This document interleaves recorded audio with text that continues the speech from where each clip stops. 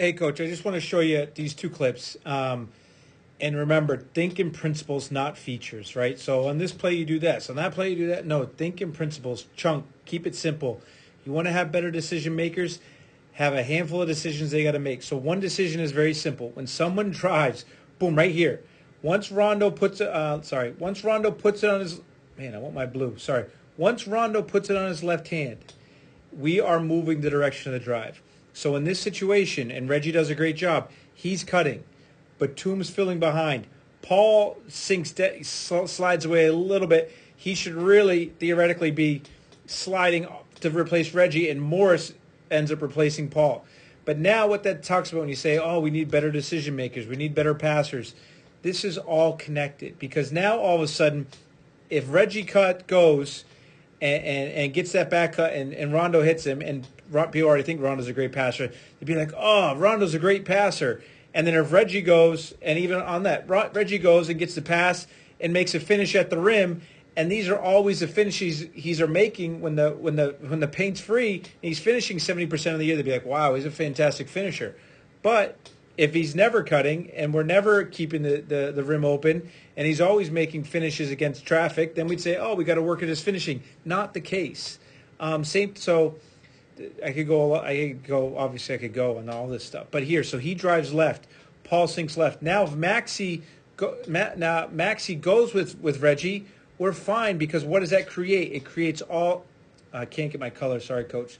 The blue is for offense. Red is for defense. White is for space. So if Reggie goes, now it opens up the space for who? Paul, right?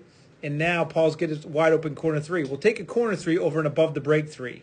Really, so in some ways, Rondo right there, that was the play. Reggie should have gone a little sooner.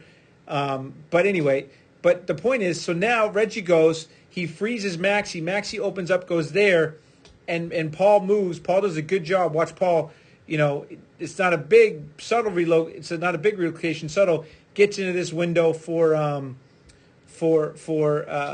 Rondo and gets to catch and shoot three, right? So good job by Reggie. And here's one. This is it. So right now, as Kawhi, and we should all know this, right? Just simple. Okay, Kawhi's going left. How do we know he's going left? Well, there's a screen here sending him left. I mean, it's pretty obvious, right? Look at the defense, all standing, right? The last thing we want, and let me flip it. What do we say to defense? Guys, keep our shell. Stay in position. Stay in position. So we actually allow them to stay in their shell by us standing. So we stand. Guess what? They get to stand. And now it's just basic closeout drill. I close out here, I close out there, right? That's not what we want, at least what I would want. So as Kawhi comes, we should always know, and this gets a little more complicated with pick and roll. Paul's just kind of standing upright. He's just standing. Paul should know, okay, on this drive left, I'm moving left. Boom. I'm cutting. If I don't get it, I go to the baseline. Here, Pat Bev's going to fill behind, and Morris is getting to the three. And then, we got Zubac rolling, or ideally, I would probably keep Zubac high if he was a shooter. So it keeps the paint open. We just stand. Kawhi gets there, kick, and this is exactly what I talked about. Now it's just a closeout drill for contested three. And we say, man, we need to get better shooters.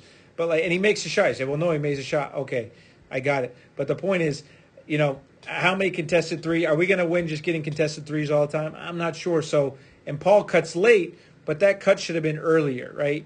And remember that if these guys cut, if Paul cuts and brings Bridges with him. Let's just play hypothetical cut. And now Morris fills the space and brings Booker with him because Booker's worried about him.